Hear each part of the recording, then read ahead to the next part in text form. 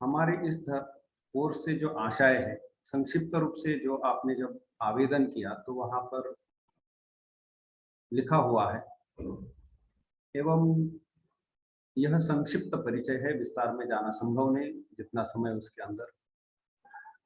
इसीलिए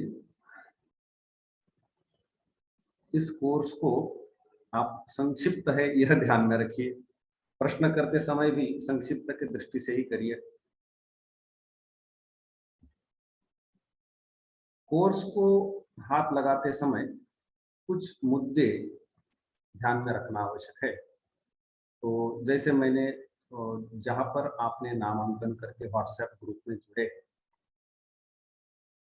हम कोई अपना निजी मत यहाँ पर देने नहीं आए हैं। कोर्स निजी मत के लिए नहीं है। मैं जो मत यहाँ पर बोलने वाला हूँ वो मुझे मान्य है या अमान्य है, ये कोई प्रश्न नहीं है। मैं किसी एक संप्रदाय का अवश्य सदस्य हूँ, लेकिन उस संप्रदाय को कोई अन्य संप्रदाय का मत अनुकूल है या प्रतिकूल है, यह कोर्स का विषय नहीं है। हमें सभी संप्रदाय, हिंदू धर्म कहने से सभी, जैसे बिल्व फल क्या है, तो बिल्व फल केवल उसका जो हम जितना अंश खाते हैं उतना नहीं, उसके बीज है, उसके आवरण है, सब मिलाकर ही बिल्व फल होता है। कोई भी फल यदि कहे तो उसके त्याज्य और ग्राह्य दोनों विषयों, दोनों बाजुओं को लेकर के पूरा बिल्व फल होता है। हिंदू धर्म में कितने सारे संप्रदाय, विभाग या ये धर्म समुदाय है वैसे देखा जाए तो इसीलिए हम जितना हो सके या प्रधान जो इसके विषय उस तरफ हम जाएंगे। किसी विवाद में जाने का हमारा कोई प्रसंग नहीं है, लेकिन इतिहास में जो विवाद दर्ज किए गए हैं उसकी हम चर्चा करेंगे, क्योंकि वह हमारा व्यक्तिगत नहीं है। जो इतिहास में हुए हैं तो उसके बारे में चर्चा करना बनता ही है, क्यों उनमें विवाद हुए हैं, कौन सा संप्रदाय श्रेष्ठ है, कौन सा कनिष्ठ है, इतिहास में क्या ठहरा है, ये बोलना आवश्यक होता है। तो हम विषय की ओर बढ़ते हैं। विषय की ओर बढ़ते समय मैं थोड़ा सा मेरी स्क्रीन शेयर करके चलना चाहूंगा, ताकि कुछ मुद्दे सुविधा से प्रकट कर सके।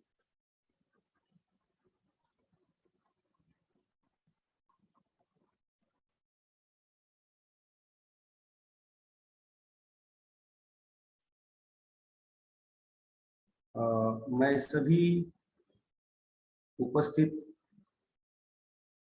लोगों से अनुरोध करूंगा कि अपनी यदि वीडियो ऑफ करते हैं तो थोड़ी सुविधा होगी। कई लोगों को बैंडविड्थ की समस्या हो सकती है।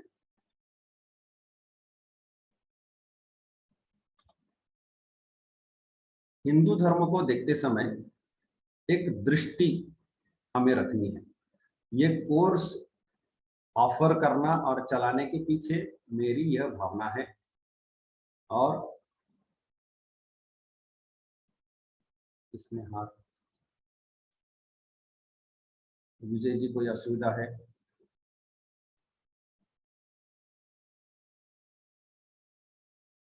कोई असुविधा हो तो विनायक, ये महादेव जी, इनको थोड़ा सा अटेंड करिए प्लीज।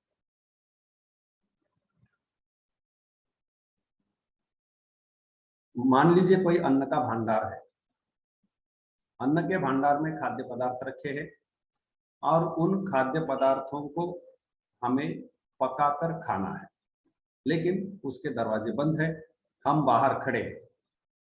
अब हम जब बाहर खड़े हैं तो हमारी क्या क्या भूमिकाएं बनती है, यह थोड़ा सा देखना चाहिए।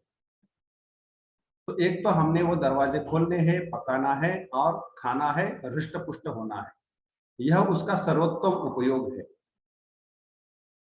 दूसरा कि हो सकता है कि इस भंडार के कुछ विघ्न करता हो, उसको विनाश करना कोई लोग चाहते हो, संभव है, तो उनसे इस भंडार की रक्षा करनी है। एवं जो इस भंडार का उपभोग लेना चाहते हैं उन तक ये पहुंचाना है। अर्थात हम उस अन्न के या उस भंडार में जो खाद्य पदार्थ रखे उनके भक्षक या उपभोक्ता बने, यह दृष्टि है। उसकी रक्षा रक्षा तभी होगी जब शत्रु का विनाश हो, अन्यथा रक्षा नहीं होगी। नहीं तो हमें सदैव खड़ा रहना पड़ेगा। शत्रु जब तक है तब तक हमें खतरा होता है, इसलिए शत्रु का विनाश करना ही बनता है, क्योंकि हमारे अन्न भांडार को हाथ लगाने का किसी भी शत्रु का कोई भी अधिकार नहीं है, क्योंकि हम दूसरे के अन्न भांडार को हाथ नहीं लगाते। और हमने ये कोर्स के बाद अधिक जिज्ञासु होकर के धर्म का आचरण करके, धर्म को जान करके इसका प्रचार करना चाहिए। यह तीन दृष्टि, उस भांडार की रक्षा, उसका हमने उपभोग करना है, और वह जो अन्न है वह दूसरों तक पहुंचाना है, अर्थात हमने वितरण करना है, प्रचार करना है। इस दृष्टि से इस कोर्स को देखिए, ये मेरा आपसे विशेष अनुरोध है।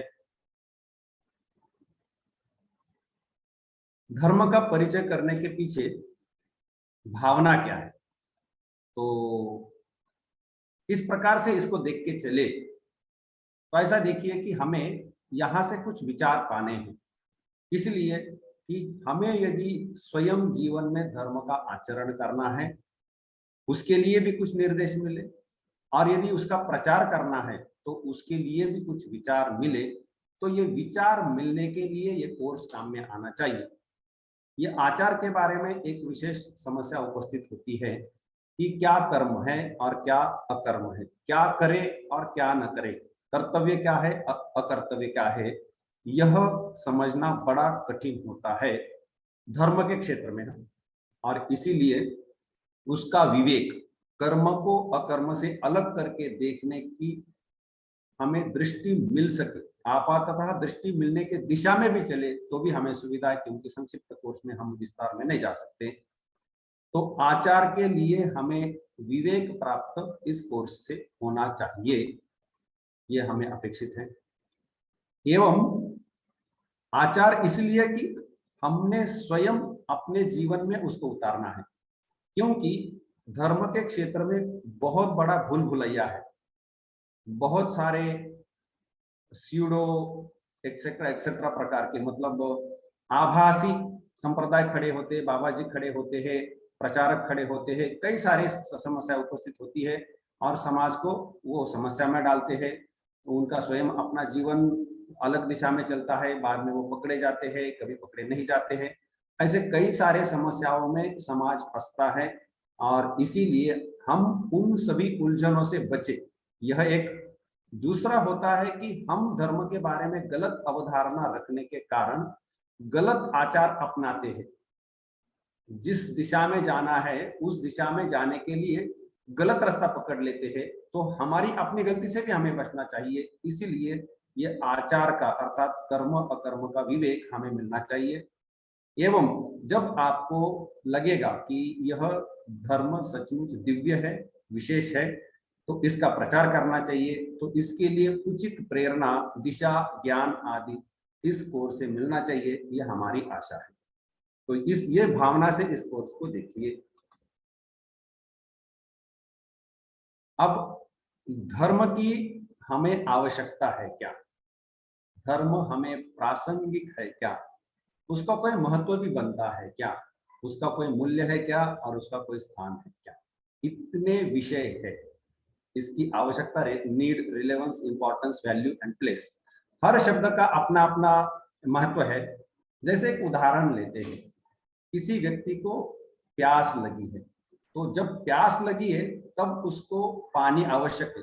वैसे पानी हर व्यक्ति को आवश्यक है जब प्यास लगेगी तब, लेकिन अभी पानी चाहिए, जल चाहिए, तो उसका अभी चाहिए तो मतलब अभी मुझे प्यास लगी है, तो मुझे प्यास लगना ये मेरा प्रसंग है, और इस प्यास लगने वाले प्रसंग में मुझे अभी पानी चाहिए। तो पानी की न केवल आवश्यकता प्रासंगिकता है, पानी का महत्व बनता है कि इस समय अन्य अन्य सभी काम छोड़ करके मुझे पानी ही चाहिए, इतना उसका महत्व बनता है। यदि हमें प्यास न लगे तो हम सामान्यतः इतर कामों में अपने आप को व्यस्त रख सकते हैं, लेकिन यदि पानी दुर्लभ हो जाए या प्यास बहुत लग जाए तो हम सब काम छोड़ करके पानी के पीछे लगेंगे, वो पानी का महत्व बहुत बढ़ जाता है। मूल्य की सोचे तो वैसे पानी का आर्थिक मूल्य जो है, कितने रुपए का मिलेगा तो वैसे बिना मूल्य भी कई जगह मिल जाता है, कभी कभी 5-10-15 रुपए की बोतल में भी मिल जाता है। आर्थिक मूल्य के दृष्टि से देखा जाए तो उसका कोई मूल्य नहीं कह सकते हम, थोड़ा सा ही है। लेकिन उचित समय पर यदि वो जल हमें न मिले तो उसका मूल्य बहुत बढ़ जाता है। यह मूल्य की पीछे देखने की दृष्टि है, किस प्रसंग में वस्तु उपस्थित होती है उसके अनुसार उसका आर्थिक और प्रासंगिक मूल्य में अंतर आ जाता है। और स्थान क्या है कि जैसे पानी जब हमें पीना ही है और मिलना मिलना कठिन हो जाता है, तो अन्य जीवन में जितने भी प्रसंग उपस्थित हो, पैसा हो, लोग हो, कोई भी हो, सबको छोड़ करके, सबका महत्व कम करके मुझे अभी पानी चाहिए, मतलब पानी का स्थान सबसे ऊपर बिठाया जाता है बाकी चीजों को हटा करके। तो इससे ये सब मैं पानी का उदाहरण देकर के इसलिए बोल रहा हूं क्योंकि धर्म का जब परिचय कराया जाएगा तब अपने आप ही ये विषय स्पष्ट होते भी जाएंगे, बीच बीच में मैं भी बोलूंगा। तो धर्म की आवश्यकता, प्रासंगिकता, महत्व, मूल्य और स्थान, इन विषयों को आप भी जब आगे बढ़ेंगे तो एक ध्यान दीजिए। यह मेरा यहाँ कहना है। अभी परिचय नहीं हुआ है इसलिए धर्मों को लेकर के इन मुद्दों का विस्तार करना कठिन है। अब धर्म जैसी बहुत बड़ी व्यवस्था है, देश में ऐसा कोई कोना नहीं कि जहां धर्म ने अपना कदम नहीं रखा है। हर समाज में, वो वैज्ञानिक हो, अवैज्ञानिक हो, कितना भी स्थूल हो, सूक्ष्म हो, कुछ भी हो, उसमें कितनी भी कठिनाई हो, फिर भी कहीं ना कहीं धर्म ने अपना पैर रखा ही है। और इतनी बड़ी व्यवस्था है, कितने सारे धर्म हैं, इतनी बड़ी व्यवस्था है, तो इसको देखने की हमें एक दृष्टि चाहिए कि इसको कैसे समझे। तो हम उसके लिए एक लौकिक उदाहरण लेकर के देखते हैं। जैसे चिकित्सा शास्त्र है, चिकित्सा शास्त्र, मेडिकल साइंसेस। मेडिकल साइंसेस का काम क्या है? मेडिकल साइंसेस का काम बड़ा सरल है। तो रोग हो तो दूर करना चाहिए, और रोग ही न हो तो रोग न हो, और हुआ तो निवारण करना है। यह तो मेडिकल साइंस का काम है। इसके लिए कितनी लंबी पढ़ाई बनी है, डॉक्टर्स बने हुए हैं, पैरामेडिक्स बने हैं, उनके असिस्टेंट्स जो कुछ है, अस्पताल बने हैं, फार्मा कंपनीज बनी है। तो अब पूरे मेडिकल का इतना विश्व फैला हुआ है, क्या काम के लिए? एक तो रोग न हो, और हुआ तो दूर कर सके, ये दो ही काम है। तो यहाँ कहने का तात्पर्य यह है कि मेडिकल साइंस जैसी बड़ी व्यवस्था को देखने के लिए हमारे पास इस दृष्टि से देखने से सरल हो जाता है, हाँ सचमुच इतना ही तो इसमें है, और क्या है।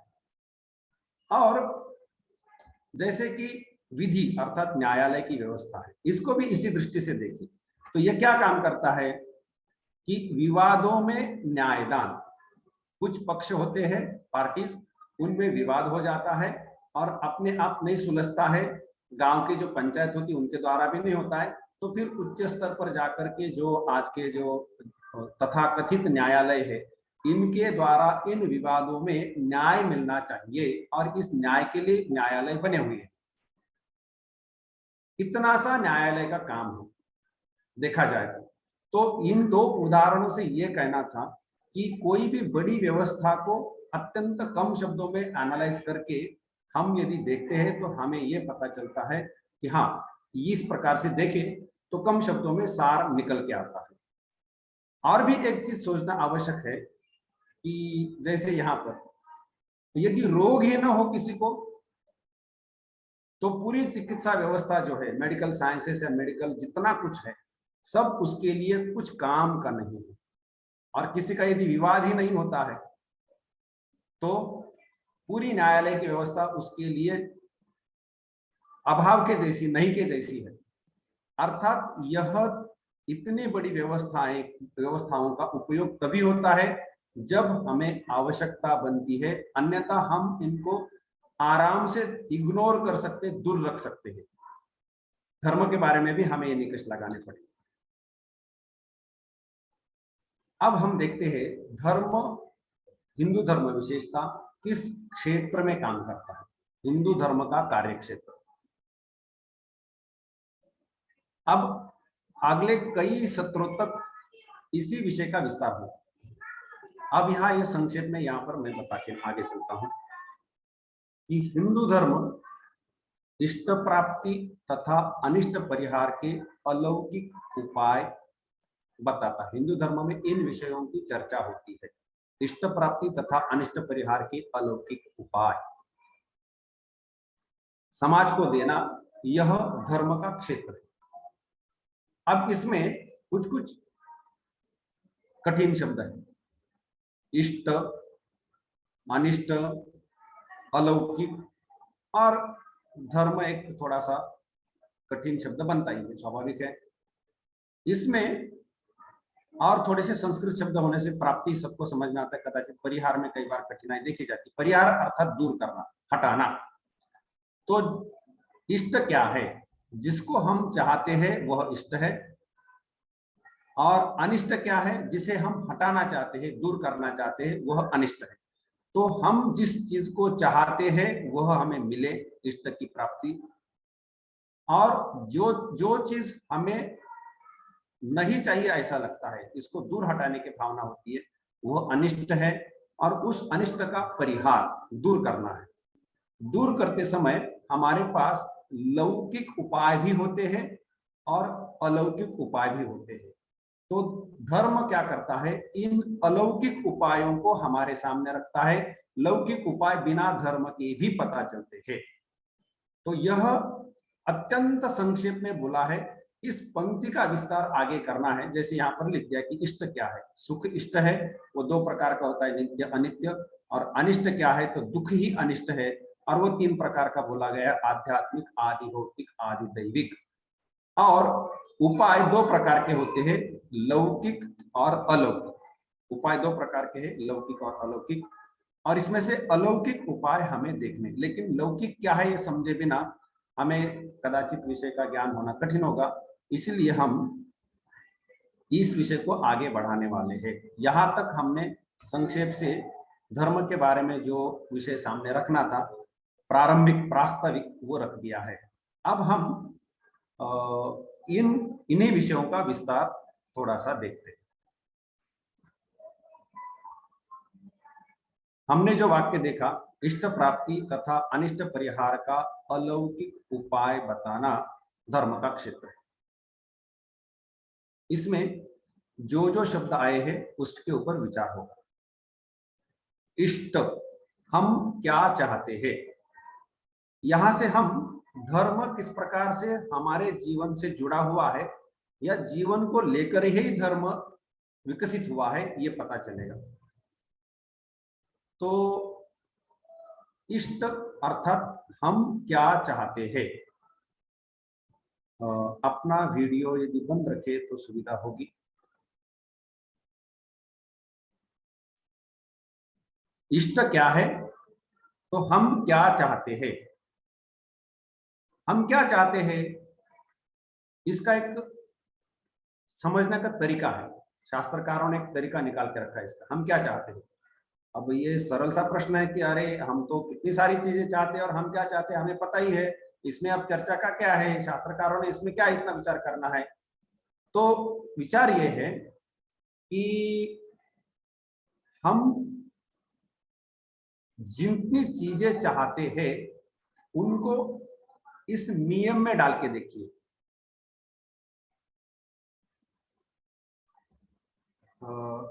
सबसे अनुरोध है, अपना वीडियो कृपया बंद रखें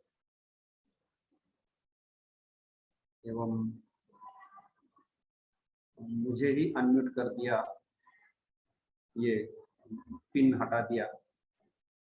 कृपया कोई अपनी ओर से सेटिंग में परिवर्तन न करे, नहीं तो यहाँ पर मुझे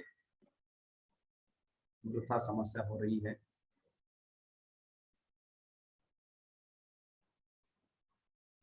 क्या हो रहा है?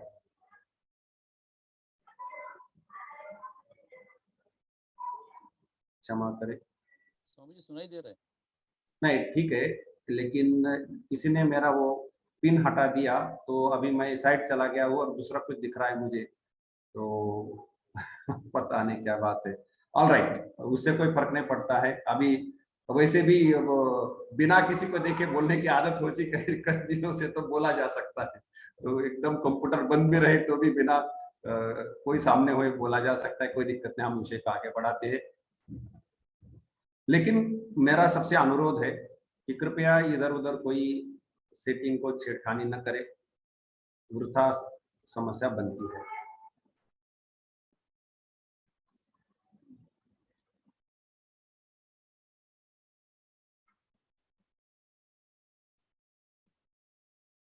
ये मुझे बिल्कुल अटपटा लग रहा है कि इस कारण समस्या होनी चाहिए थी। वैसे तो सबको म्यूट करके रखा है, फिर भी क्यों अनम्यूट कर पाते हैं मुझे ठीक समझ में नहीं आ रहा। और इतने बड़े एक दिशा में विषय चल रहा था, वो टूट गया। हरिओम। सबसे विशेष अनुरोध है, कृपया अपने आप को म्यूट रखिए।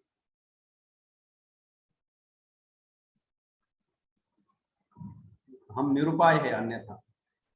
वैसे भी यहाँ पर सबको म्यूट ऑल करके रखा है, लेकिन सॉफ्टवेयर भी पता नहीं क्या समस्या करता है। तो मैं तो एक सरल उपाय कर सकता हूँ, पूरी स्क्रीन डाउन करके रखता हूँ ताकि मैं विचलित नहीं हो जाऊंगा। ठीक है, अब उधर क्या हो रहा है मुझे नहीं पता है। ठीक है, आगे चलते हैं। इष्ट क्या है? इष्ट समझने के लिए हमारे पास एक शास्त्रीय उपाय है। शास्त्रीय उपाय यह है कि जिस चीज का हम विनिमय नहीं करेंगे वह हम पाना चाहते हैं। विनिमय अर्थात लेन देन। एक चीज देकर दूसरी चीज जब लेते हैं तो विनिमय होता है, लेन देन होती है। तो जैसे हम धनार्जन करते हैं, धनार्जन किया, पैसे पाए, तो हम पैसे लेकर के खर्च नहीं करते, ऐसी बात नहीं, हम खर्च कर देते हैं। वैसे खर्च करने के लिए पैसा अर्जन करते हैं। तो पैसों का विनिमय होता है, एक्सचेंज। हम पैसा देते हैं और उसके बदले में उसका जो मूल्य है उस मूल्य के तुल्य वस्तु पाते हैं या सेवा पाते हैं, ऐसा कुछ होता है। तो विनिमय है इसमें। तो वस्तुतः हम पैसा नहीं पाना चाहते, धन नहीं पाना चाहते, क्योंकि पाने के बाद हम दे देते हैं। तो नियम क्या है कि हम वही चीज पाना चाहते हैं जिसका हम विनिमय न करें, न दे। तो सामान्यतः तीन प्रकार की चीजें हमारे सामने आती है। एक तो वस्तु या प्राणी, व्यक्ति, और गुण। कुछ गुण होते हैं जो पाने का प्रयास किए जाते हैं। तो वस्तु है, जैसे धन है, एक वस्तु एक प्रकार से जिसका कुछ विशिष्ट मूल्य, गाड़ी है, बाड़ी है, जमीन है, ऐसे कई सारी चीजें हैं। घर में भी कई सारी चीजें होती, तो ये कई सारी वस्तुएं जो हम पाने का प्रयास करते हैं। कभी कभी कुछ वस्तुओं का उपयोग कर जाते हैं तो उसका कोई विनिमय नहीं कर। किसी ने साबुन खरीदा, तो साबुन को थोड़ी ना विनिमय करने जाएगा, तो वो खर्च करके समाप्त कर देता, लेकिन वो भी एक विनिमय ही है। खर्च किया मतलब अपने आप को व्यवहार करके, हाथ आदि शरीर या कपड़े धोने के लिए, उसका एक प्रकार से वो खर्च ही हो गया।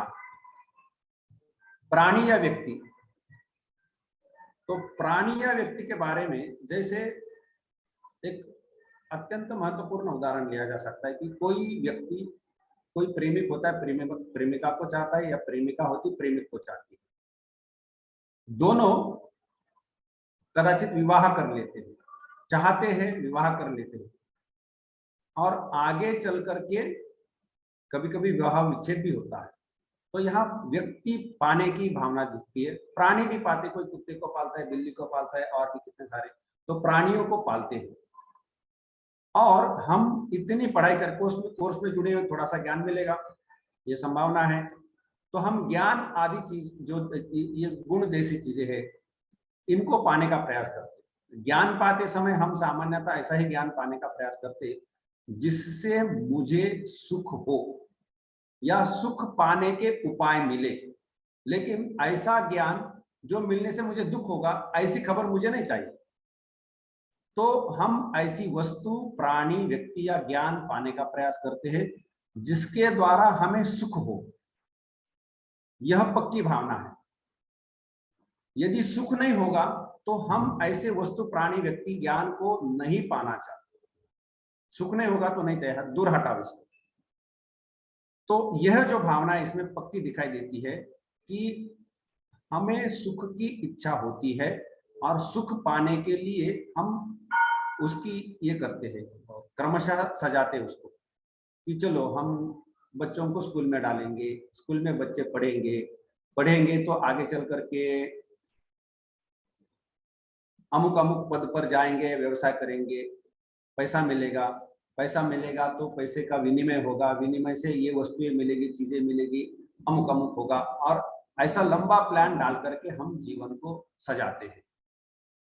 अब यह जो प्लान है इसमें हर समय विनिमय हो रहा है, और इस विनिमय के पीछे यह भावना है, पक्की भावना, कि मुझे कभी भी दुखी नहीं होना है और मुझे सुखी रहना है। दुख आया तो दूर करना चाहिए, और जितना सुख जब चाहूं तब मुझे मिलना चाहिए। भावी दुख यदि हो तो वह दूर करने का सामर्थ्य मुझ में होना चाहिए। अब ये जो भावी दुख यदि हो तो उसको दूर करने का सामर्थ्य होना चाहिए, ये क्या है? तो ये जो इंश्योरेंस जो चलता है ना, ये उसी के बल पर चलता है। वस्तुतः वर्तमान दुख को दूर करने के लिए जितना पैसा खर्च होता है, उससे अधिक पैसा, उससे बड़ी इकोनॉमी संभाव्य दुख को दूर रखने के लिए हो रही है। दुख हो सकता है, इसलिए मुझे बचने के लिए कुछ ना कुछ राशि इकट्ठी करके रखनी चाहिए, कुछ ना कुछ इंश्योरेंस, बीमा आदि उतारना चाहिए, ऐसी सभी व्यवस्था की जाती है। इन सभी प्रकारों से हमें क्या दिखता है कि हम जितनी चीजें, प्राणी, व्यक्ति, ज्ञान जैसे गुण आदि, इनको लेते हैं एवं विनिमय विनिमय भी कर देते हैं, छोड़ भी देते हैं। हाँ, मतलब प्रेमिक प्रेमिका को पाकर के उसका विनिमय नहीं करता है, लेकिन जब किसी कारणवश दोनों में झगड़ा शुरू हो जाता है ना, तो वो न्यायालय में जाकर के विवाह विच्छेद कर लेते हैं, दूर हो जाते हैं, क्योंकि एक समय लगता था कि ये सुख देने वाले हैं, और जब लगा कि ये अब तो सुख नहीं दे रहे, तो दुख दे रहे हैं, तो फिर दूर होने की भावना मन में उपस्थित होती है। तो इसके पीछे एक ही गणित मन में पक्का बैठा है कि मुझे सुख चाहिए, और मुझे सुख इनसे हो सकता है, और यह सुख जब तक देते हैं तब तक मैं इनको पास में रखूंगा, जब दुख देना शुरू कर देंगे तो मैं इनको दूर हटाऊंगा या मैं हट जाऊंगा। यह विश्लेषण है। तो इसमें धन हो या कोई भी वस्तु हो, इनका हम विनिमय करते, धान्य खरीद के लाए, उसको हम पकाकर खा लेते या किसी को दे देते हैं, कुछ तो करते हैं, विनिमय करते हैं, केवल संग्रह करके नहीं रखते हैं। तो इस सब को देख करके एक चीज निकल के आती है कि हर जीव, यहाँ पर जीव शब्द व्यवहार करूंगा मैं, केवल मनुष्य नहीं, हर जीव, वनस्पति, प्राणी और मनुष्य, और यदि देवता आदि ऊपर लोकों में रहने वाले मानेंगे, तो ऐसे सभी सुखी रहना चाहते हैं, और सुख के लिए सब कुछ किया जाता है। लेकिन सुख दे करके चलो हमारा सुख कम करते, हमें ऐसा कोई व्यक्ति नहीं दिखाई देता कि अरे बहुत सुख हो गया, अच्छा नहीं लग रहा है, चलो इसको जरा हटाते, एक कुल्हाड़ी लाओ, पैर पर मारो, सर में पत्थर मारो, या इधर ठोक लो, दीवार पर सर ठोक करके चलो, जरा दुख होगा तो अच्छा लगेगा। ऐसी प्रवृत्ति कहीं पर भी नहीं दिखाई देती है, गलती से भी नहीं दिखाई देगी। कोई सुसाइड करते हैं ना, सुसाइड करने वालों को भी ये लगता है कि अभी यहाँ का जीवन है ना बड़ा कष्टमय हो गया, बड़ा दुखमय हो गया है, हम ऐसा करते हैं, इस शरीर का अंत कर देते, इस जीवन का अंत कर देते, तो इस दुख से बच जाएंगे। अब यदि पुनर्जन्म पर विश्वास है तो यह लगता है कि यहां से बच जाएंगे, वहां जाकर के सुख में रहेंगे। तो अर्थात वर्तमान उपस्थित परिस्थिति में जो दुख है वो झेलने लायक नहीं हो रहा है, इसलिए बच के निकलने का, जहां हो सकता है कि सुख का कोई रास्ता मिले, इसलिए सुसाइड करते हैं। सुसाइड इसलिए नहीं करते हैं कि भाई उनको दुख प्यारा है, बिल्कुल नहीं। ये उपस्थित दुख जो है वह सहन नहीं हो रहा है, इसलिए सुसाइड में जाते हैं।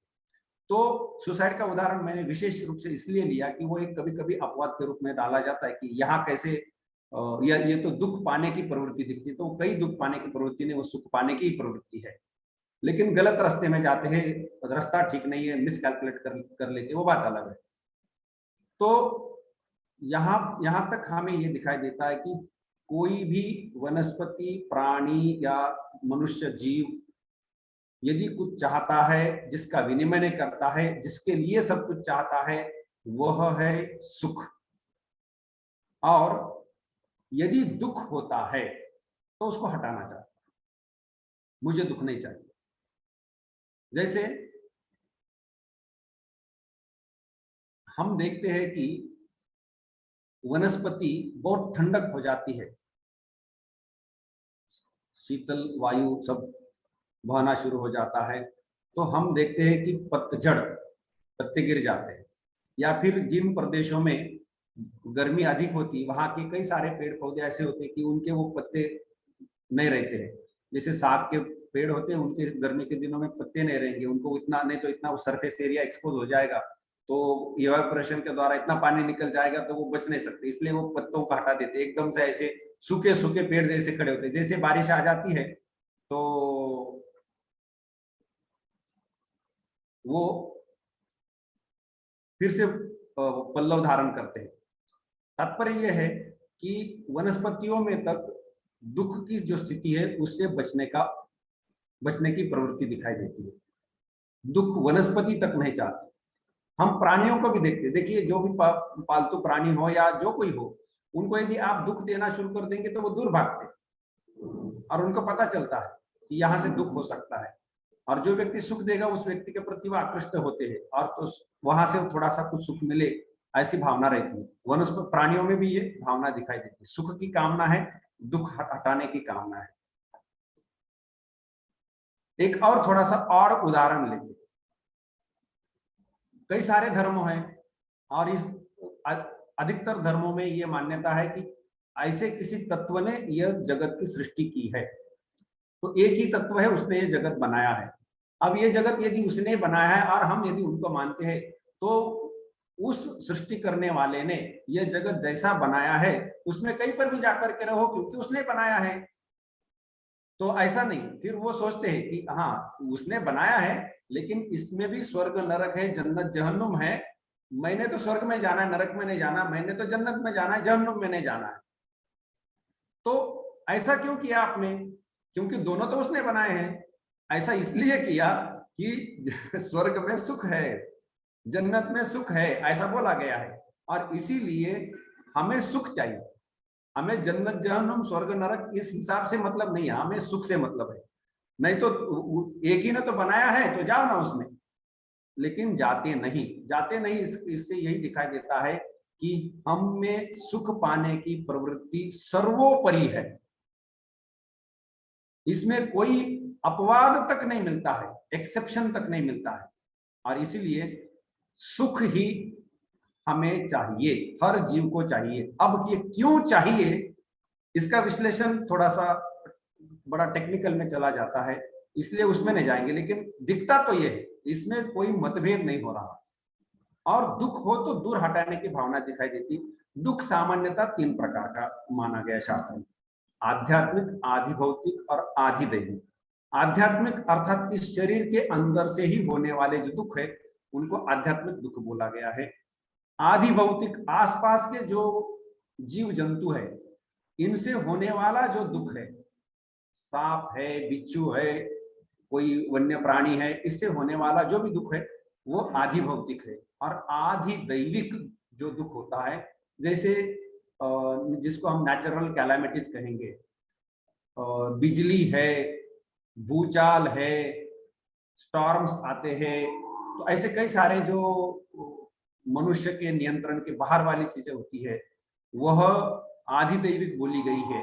तो इस ऐसे आध्यात्मिक, आधि भौतिक और आधि दैविक 3 प्रकार से होने वाले दुख है। तो ये जो दुख है यह जब होते हैं तो उनसे दूर होने की भावना होती है। दुख अच्छा नहीं लगता, और दुख अच्छा नहीं लगता तो दुख का जो कारण है वो भी अच्छा नहीं लगता। सांप से हमें द्वेष क्यों है? द्वेष शब्द का अर्थ है कि दूर हटाने की भावना। सांप से हमें द्वेष क्यों है? क्योंकि वो यदि काटे तो वो जो विष है वह मुझे घातक है। तो वैसे तो मुझे घातक विष है, सर्प तो घातक नहीं है ना, तो विष से केवल द्वेष होना चाहिए था। लेकिन वह विष सर्प के द्वारा आ रहा है, इसलिए सर्प से भी द्वेष हो जाता है। तो दुख एवं दुखों के कारणों का द्वेष होता है। तो हमें दुख दूर करना है और दुख जिन कारणों से होता है उनको दूर करना है। दूर करने के लिए शब्द संस्कृत में शब्द व्यवहार किया गया है परिहार। और ये जो चीज मुझे नहीं चाहिए उसके लिए शब्द व्यवहार होता है अनिष्ट, और जो चीज मुझे चाहिए उसके लिए शब्द होता है इष्ट। इष्ट शब्द का यह अर्थ है मैं जिस चीज को चाहता हूं वह। अनिष्ट शब्द का यही अर्थ है मैं जिस चीज को नहीं चाहता हूं वह अनिष्ट है। तो हमारे इस विश्लेषण के द्वारा यह दिखाई देता है कि हमें सुख इष्ट है और दुख अनिष्ट है। इस यहां तक एक विषय एक जगह पर आता है। अब सुख पाने के लिए कई सारे उपाय हम कर लेते हैं और दुख दूर या इष्ट प्राप्ति के लिए कई सारे उपाय करते हैं। दुख दूर करने के लिए या दुख के कारणों को दूर करने के लिए, अनिष्ट परिहार करने के लिए हम कई सारे उपाय अपनाते हैं। हम प्रवृत्ति में आते अर्थात काम में लग जाते। प्रवृत्ति मतलब काम में लग जाना। तो हम प्रवृत्ति करते हैं, इष्ट के प्राप्ति में प्रवृत्ति करते हैं और अनिष्ट के परिहार में प्रवृत्ति करते हैं। मैंने इन शब्दों को इष्ट प्राप्ति अनिष्ट परिहार इन शब्दों को संस्कृत में ला करके चलाना चाहा क्योंकि आगे चल करके शास्त्रों में इन्हीं का व्यवहार किया हुआ है और हम ऐसे किसी एक विशिष्ट वाक्य को पढ़ने वाले हैं जिसमें ये शब्द है, इसलिए मुझे वो तैयारी कर करके वहां तक ले जाना है कि हाँ ठीक, तो वहां पर ये बोला है इन शब्दों का वो अर्थ होता है, ये इसलिए ये इस दिशा में ले जा रहे हैं। तो इष्ट प्राप्ति तथा अनिष्ट परिहार के लिए हमारी प्रवृत्ति अर्थात काम में लग जाना ये दिखाई देता है। अब इसमें जो हमने जो वाक्य देखा था एक कि इष्ट प्राप्ति तथा अनिष्ट परिहार के अलौकिक उपाय धर्म बताता है, चाहे तो एक बार उसको फिर से शेयर करके देख करके आगे चल सकते हैं।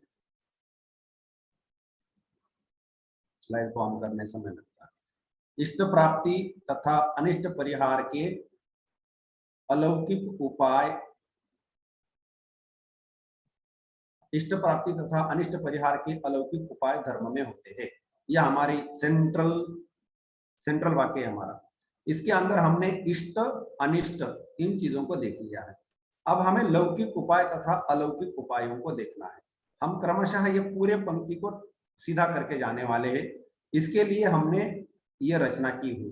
तो अब हम देखते हैं लौकिक उपाय क्या है। लौकिक उपाय का अर्थ होता है कि हमें जो ज्ञान होता है उसका थोड़ा सा विश्लेषण करना आवश्यक है। हमें जो ज्ञान होता है उसका विश्लेषण कैसे ज्ञान होता है। हमें 5 ज्ञान के इंद्रिय दिए गए। आंखों से देख सकते हैं, कानों से सुन सकते हैं, नाक से सूंघ सकते हैं, जीभ है वहां से स्वाद पता चलता है, और पूरे शरीर में जो त्वचा है, चमड़ी है, वहां पर कहीं स्पर्श हो तो हमें वो स्पर्श पता चलता है। तो ये 5 ज्ञान के इंद्रिय है, organs of sense, sensory organ से इंद्रिय है हमारे ज्ञान, 5 ही है। इनके द्वारा हमें ज्ञान होता है।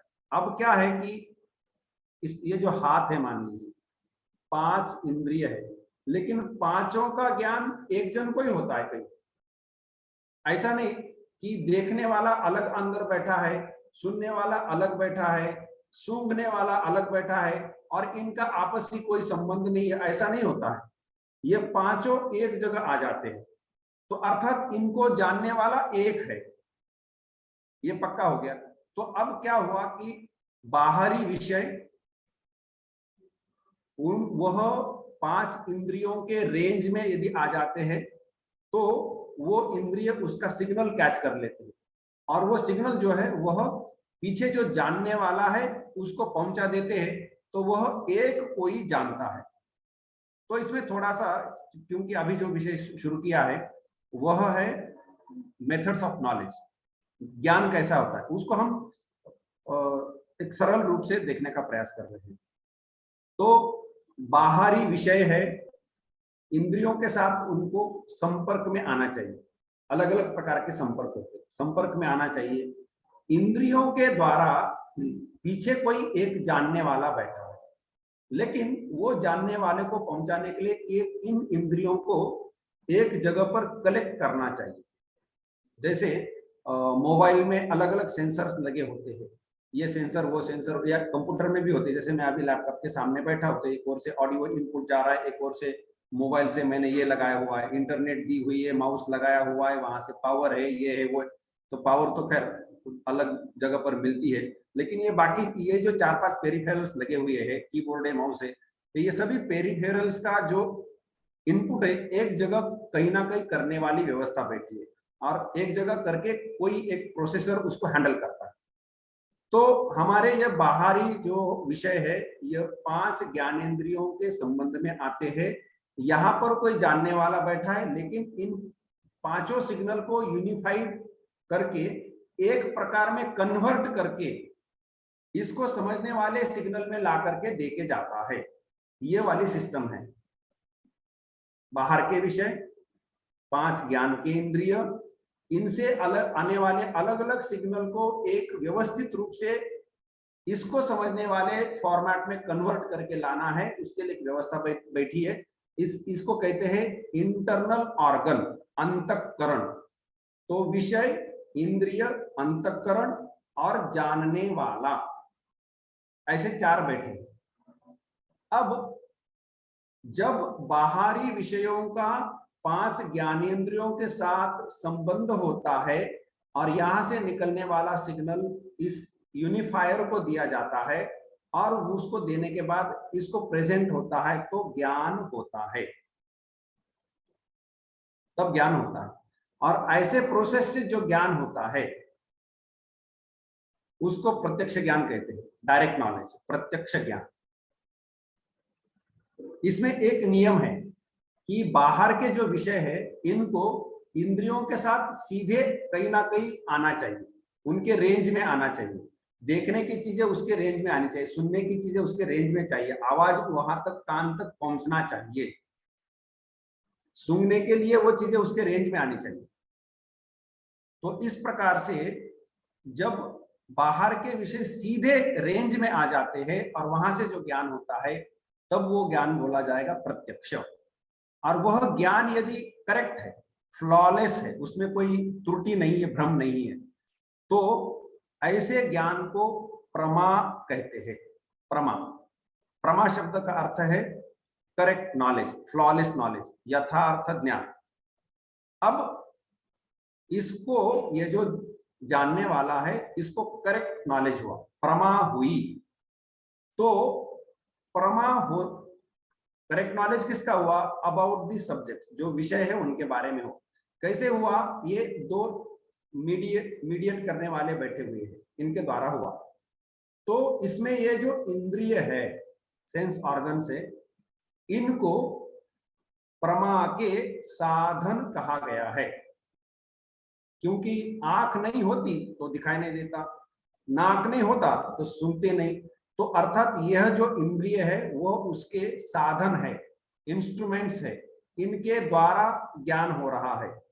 अब जब ज्ञान करेक्ट होता है, फ्लॉलेस होता है, प्रमा होती है, तो इन साधनों को प्रमाण कहते हैं। प्रमाण। तो हमारे पास अभी 2 टेक्निकल शब्द आए हैं, ये महत्वपूर्ण है, इसके लिए समय इसलिए दिया जा रहा है कि ये महत्वपूर्ण है, तब धर्म के वो जो थोड़ा सा टेक्निकल साइड का अंश है वो समझ में आ जाए। तो प्रमा होने के लिए, अर्थात फ्लॉलेस नॉलेज होने के लिए जिन साधनों को काम में लगाया गया, उन साधनों को ही अब प्रमाण कहना है, अन्यथा उसको प्रमाण नहीं कहा जाएगा, केवल साधन ही है। तो हमारे पास प्रमाण और प्रमा, प्रमा अर्थात ये जानने वाला है, और जो जानने वाला होता है उसको प्रमाता कहते हैं। ये प्रमाता है, उसको प्रमा होती है, प्रमाणों के द्वारा होती है। और जिन विषयों को जाना जाएगा इनको प्रमेय कहा जाता है। प्रमेय अर्थात तो 4 यहां पर क्या हुआ कि प्रमाणों के द्वारा प्रमेयों के विषय में प्रमाता को प्रमा होती है, या इन साधनों के द्वारा, इंद्रियों के द्वारा विषय का, इस विषय को ज्ञान होता है। तो यह है ज्ञान की प्रोसेस। इसमें जब सीधा इंद्रियों के द्वारा ज्ञान होता है, जब विषय इंद्रियों के संबंध में आते हैं, तो जो ज्ञान है वह प्रत्यक्ष कहलाता है। अब थोड़ा सा आगे बढ़ते हैं।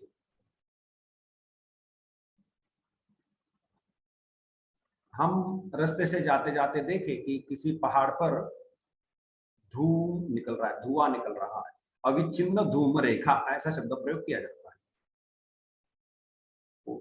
वो सचमुच धुआं है, ऐसा दिखावटी नहीं, ये धूल उड़ रही ऐसा नहीं है, सचमुच धुआं। उसको देख करके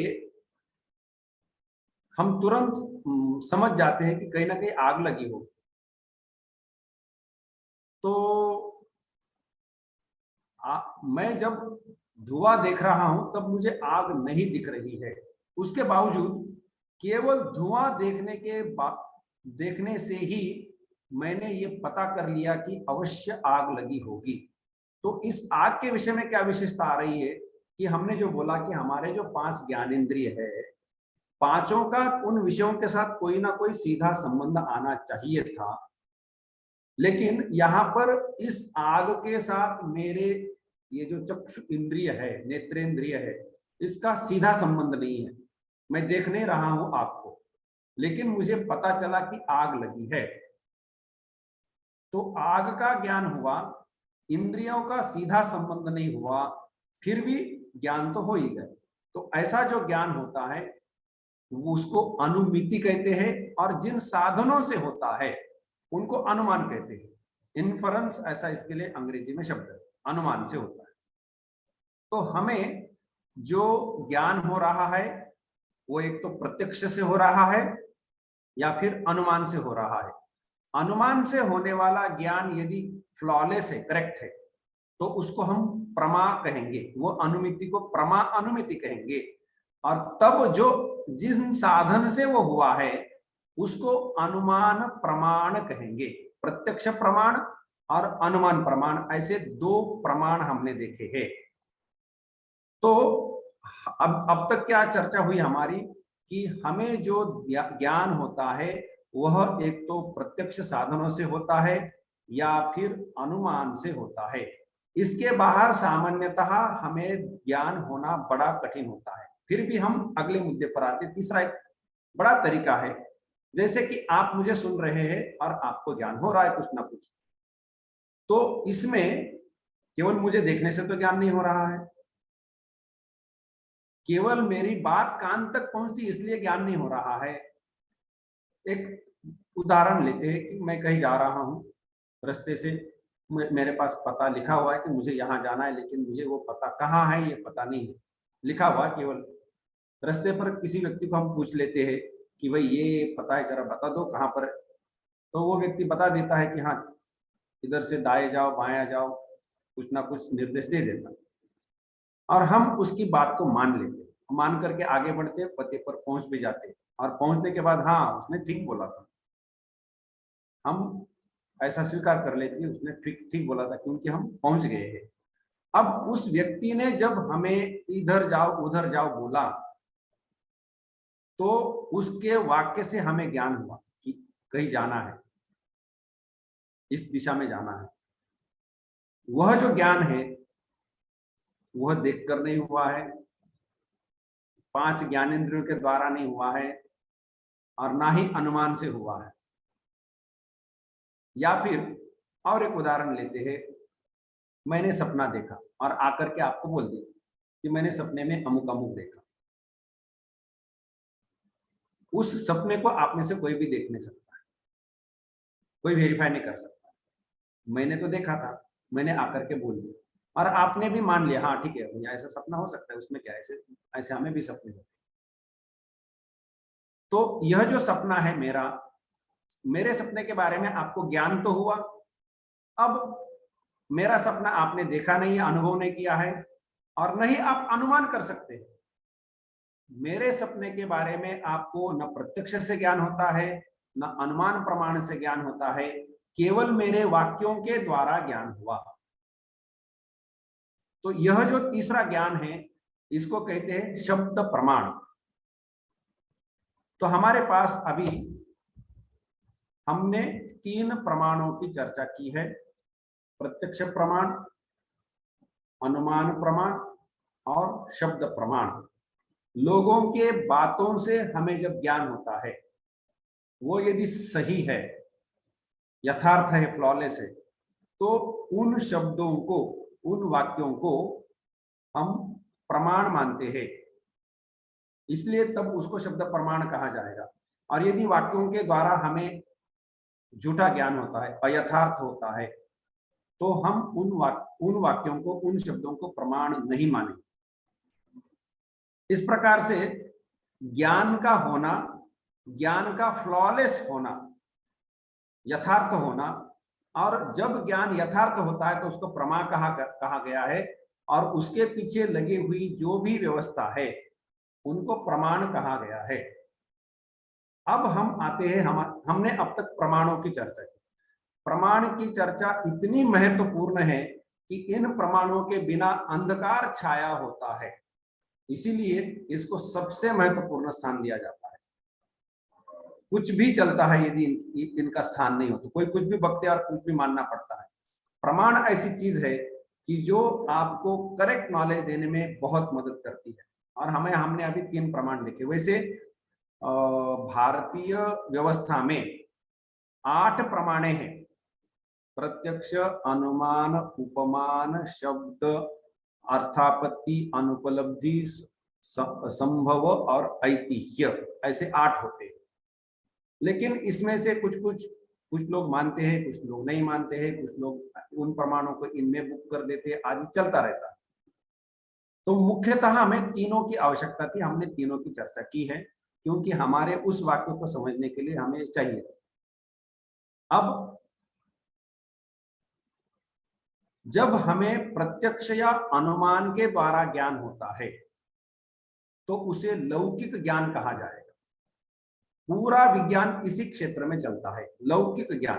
प्रत्यक्ष या अनुमान के द्वारा जो ज्ञान होगा उसको लौकिक ज्ञान कहा जाएगा। एवं किसी के वाक्य के द्वारा ज्ञान भी हुआ हमें, बहुत बार होता है। किसी ने बोल दिया कि वहां पहाड़ है, पहाड़ पर सोना है, पहाड़ पर बर्फ है, पहाड़ पर पत्थर है, नहीं है, पेड़ है, जंगल है, कुछ भी कहे।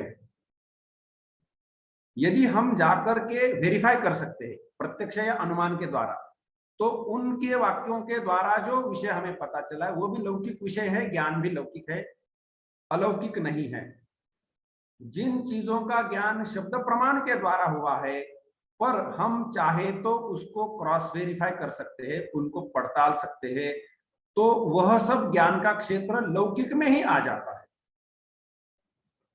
अर्थात प्रत्यक्ष के द्वारा होने वाला पूरा के पूरा ज्ञान लौकिक है, अनुमान के द्वारा होने वाला पूरा के पूरा ज्ञान लौकिक ही है, शब्द के द्वारा जो होने वाला ज्ञान है उसमें जिस अंश को हम प्रत्यक्ष या अनुमान के द्वारा पड़ताल सकते हैं, ऐसे ज्ञान को भी हम लौकिक ज्ञान ही कहेंगे। और जो ज्ञान हम इस प्रकार से पड़ताल नहीं सकते हैं प्रत्यक्ष और अनुमान के द्वारा, फिर भी हमें ज्ञान होता है, ऐसे ज्ञान को अलौकिक ज्ञान कहा जाता है। प्रत्यक्ष और अनुमान के द्वारा जिसको जाना नहीं जाएगा, पड़ताला नहीं जाएगा, ऐसा ज्ञान कुछ उपायों से होता है, एवं उस ज्ञान को अलौकिक ज्ञान कहा जाता है। हमारा समय आज 1 घंटे का था, 1 घंटा हमारा समाप्त होने चला है, तो इस विषय को हम आगे बढ़ाएंगे, क्योंकि अलौकिक ज्ञान के द्वारा ही धर्म चलता है। लौकिक ज्ञान के क्षेत्र में धर्म का प्रवेश नहीं है, धर्म प्रवेश करना भी नहीं चाहता है। धर्म ने अपना लिमिट सेट करके रखा है कि हम इस क्षेत्र में बोलने वाले हैं, और वो क्षेत्र एग्जैक्टली लोकेट करना है हमें कि हाँ, धर्म इस दृष्टि से बोलता है। तो हमें धर्म की चीजों को लेते समय बड़ी सुविधा हो जाती है। कई बार हम ये सोचते हैं कि चलो विज्ञान के द्वारा वेरीफाई करने का प्रयास करते हैं। विज्ञान के द्वारा वेरीफाई करने का प्रयास वहां पर व्यर्थ हो जाएगा, क्योंकि ऐसे कोई भी विषय वहां पर नहीं है जो आप विज्ञान के द्वारा वेरीफाई कर सकते।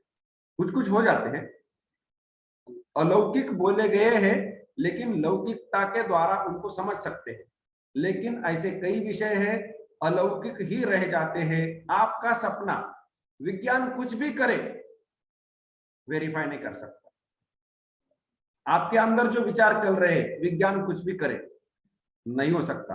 आपने कुछ चखा, आपको जैसा अच्छा लगा, हो सकता है कि दूसरे को अच्छा न लगा हो, आपको अच्छा लगा, नो क्रॉस वेरिफिकेशन, प्रत्यक्ष और अनुमान यहाँ पर काम नहीं करेगा, कोई विज्ञान काम नहीं करेगा।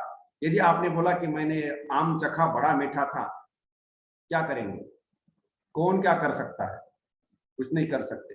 तो ये जो होता है अलौकिक का सेक्टर खुलने वाला है, उसको हम कल से देखेंगे। आज हमारा मेरी ओर से जो बोलना था यही विराम करते, और प्रश्नोत्तर के लिए सत्र खुला है, किसी को कोई प्रश्न हो तो जरूर पूछ सकते।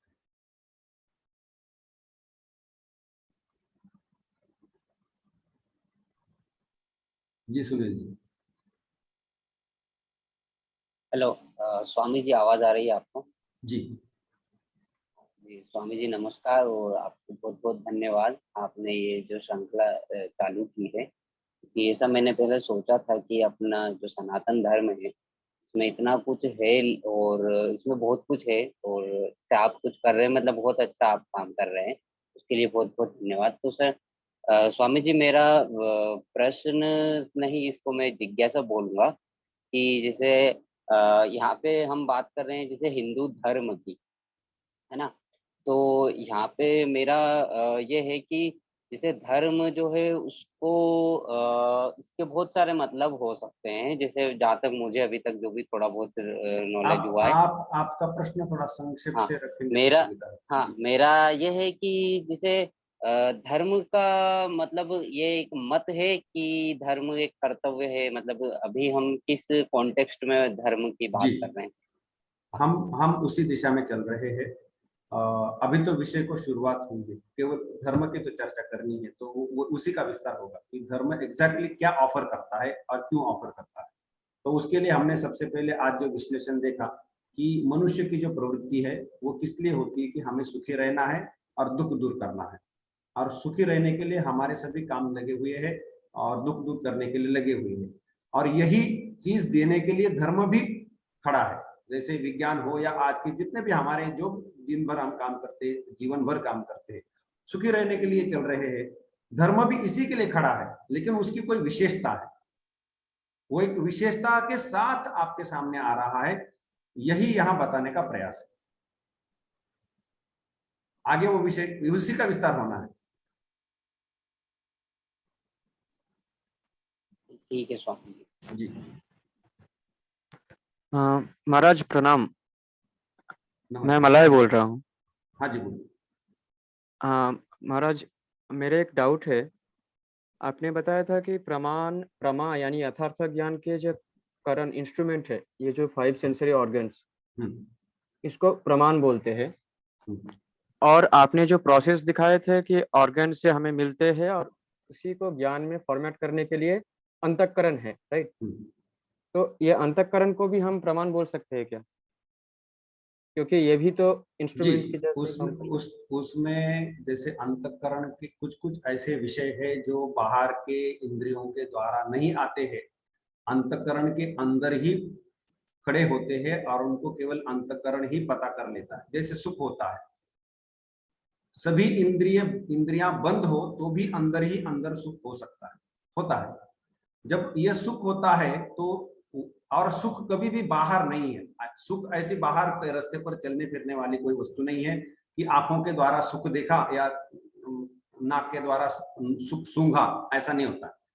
तो सुख अंदर ही होता है। तो सुख का जो ज्ञान है वो केवल अंतःकरण के द्वारा होगा, और इसीलिए तब उस क्षेत्र में अंतःकरण को एक ज्ञान का करण माना जाएगा। और वो जो होने वाला ज्ञान है, यहाँ पर एक सुविधा ये, एक समस्या ये है कि बाहर का विषय, यह इंद्रिय, उसके बाद अंतःकरण, और फिर वो यहाँ जानने वाला पीछे बैठा है, इनमें यदि कुछ दोष हो तो ज्ञान में समस्या खड़ी होती है। लेकिन यह जो है इसमें एक माध्यम कम हो चुका है, तो यहाँ से होने वाला ज्ञान सामान्यतः भ्रामक नहीं होता है। किसी को भी सुख होने के बाद ये नहीं लगता है कि अरे मुझे सुख हुआ कि दुख हुआ, ऐसा भ्रम नहीं होता है। और इसीलिए यहाँ का होने वाला ज्ञान ये अधिक एक्यूरेट होता है, और इसलिए उस समय हम अंतःकरण को प्रमाण के रूप में ले सकते हैं। लेकिन इसमें कुछ दार्शनिकों के अपने अपने मतभेद है, लेकिन न्याय धारा में इसको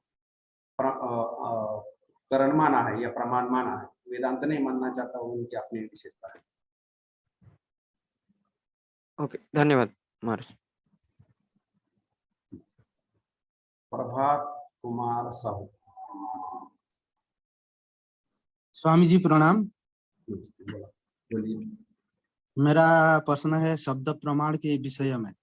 जी जी, किसी भी व्यक्ति ने जो बोल देता है वो क्या शब्द प्रमाण होता है क्या? वो शब्द हो सकता है, प्रमाण होने के लिए वो उससे होने वाला ज्ञान सच्चा होना चाहिए, या उसने जब बोला है, वो एक्चुअली आपने जो प्रश्न किया उसका टेक्निकल उत्तर ये है कि बोलने वाला उसका उसे जो सच्चा ज्ञान हुआ है उसे रेफर करके यदि बोलता है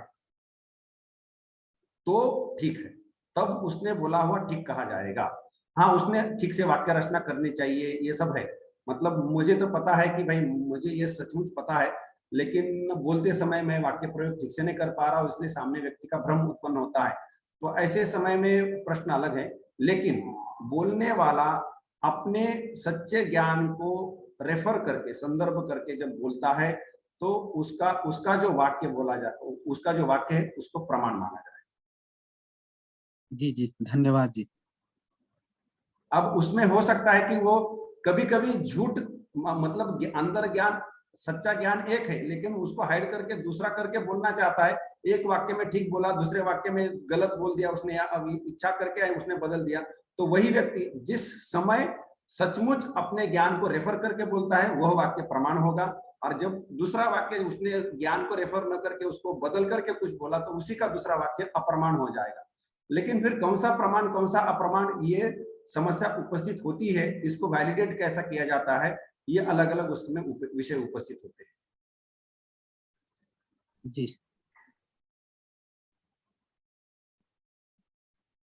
रुद्र बोलिए। रुद्र जी। जी स्वामी जी, जी राम स्वामी जी, मेरा प्रश्न है कि जैसे आपने बताया कि धर्म का कार्य क्षेत्र मतलब अलौकिक, आपने एक सीमा बताई, जी मगर कहीं कहीं में देखने को मिलता है कि धर्म में लौकिक उपाय भी बताए हुए हैं। जैसे कि हमारा वो शत्रु हुई है तो उसका वध कर दो, तो इस प्रकार का ये लौकिक, या फिर कि पुत्र प्राप्ति के लिए अमुक तिथि में अमुक महीने में ऐसे रति कर्म करने पे आपको अच्छा, मतलब अच्छी संतान ऐसा प्राप्त होगा। नहीं, इसी प्रकार के लौकिक उपाय नहीं, ये इनके फल लौकिक है, उपाय अलौकिक है। जो वाक्य था उसमें ऐसा लिखा था कि इष्ट प्राप्ति और अनिष्ट परिहार के अलौकिक उपाय, अलौकिक उपाय ये भी शब्द साथ में लेना चाहिए। तो जैसे कि किसी को पुत्र प्राप्ति चाहिए या कोई रोग दूर करना है या ऐसे कुछ फल पाने हैं, तो अमुक मंत्र जाप करे, तो मंत्र जाप यह उपाय है।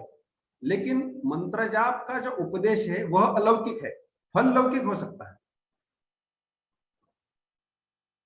क्योंकि इस मंत्र से यह फल मिलेगा, यह प्रत्यक्ष और अनुमान के द्वारा कोई भी पता नहीं कर सकता।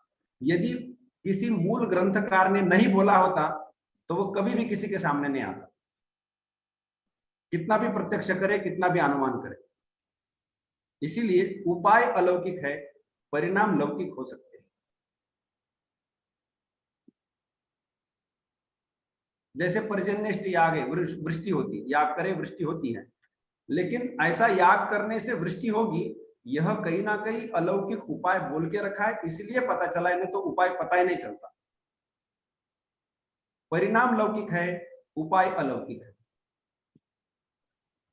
जैसे स्वामी जी, जैसे हम आयुर्वेद को उठाएंगे तो उसमें पता है कि ये औषधि ऐसा ऐसा प्रयोग करो आप, तो औषधि का जो प्रयोग निर्माण विधि भी सब लौकिक है, सब हम तो उसका सेवन भी करेंगे। आयुर्वेद का विषय जो है, एक तो आयुर्वेद ने कभी ऐसा कोई दावा नहीं किया है कि हम अलौकिक उपाय बताने जा रहे हैं, या किया है। मैं आयुर्वेद का विशेषज्ञ नहीं हूं, लेकिन आयुर्वेद ने कभी ऐसा कोई दावा किया है कि हम अलौकिक उपाय बताने जा रहे हैं।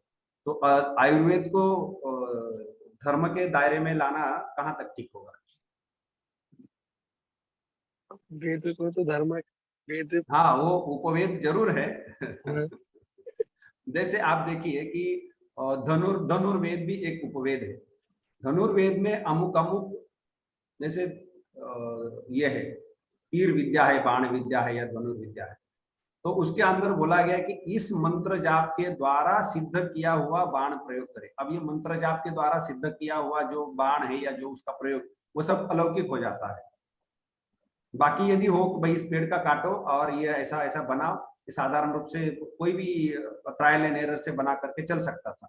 लेकिन मंत्र जाप का जब आ गया है, या अमुक ऋतु में अमुक रात्रि को करो इत्यादि इत्यादि जो बोला गया है, तो ये सब अलौकिक में चला जाता है।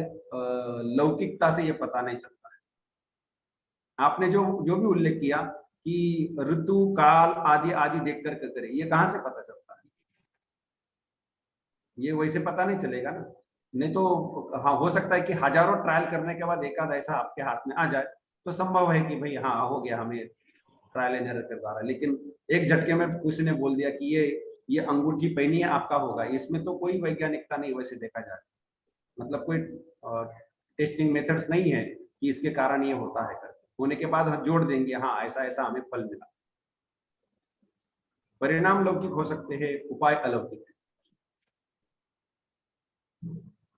धन्यवाद साहब। और कोई? तो आज का सत्र हम यही समाप्त कर सकते, कोई विशेष प्रश्न नहीं। सबको धन्यवाद, सबको शुभ रात्रि, नमस्ते।